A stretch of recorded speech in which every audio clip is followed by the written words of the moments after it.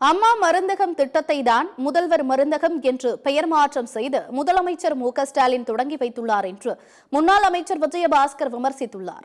சென்னை ராயப்பேட்டையில் உள்ள அதிமுக தலைமை அலுவலகத்தில் முன்னாள் சுகாதாரத்துறை அமைச்சர் விஜயபாஸ்கர் செய்தியாளர்களை சந்தித்தார்.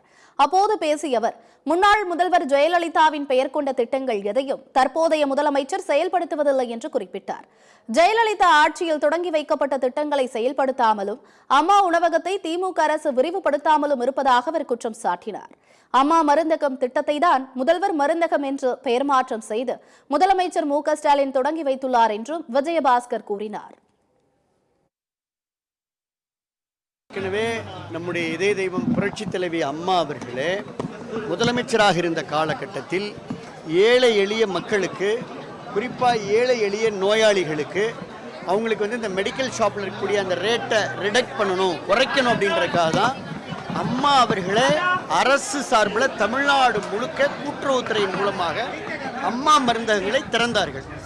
அது இன்றைக்கு வரைக்கும் செயல்பட்டு கொண்டிருக்கிறது. அது அவங்க நடுவில் சரியாக செயல்படுத்தலை. அதான் சப்ஜெக்ட்.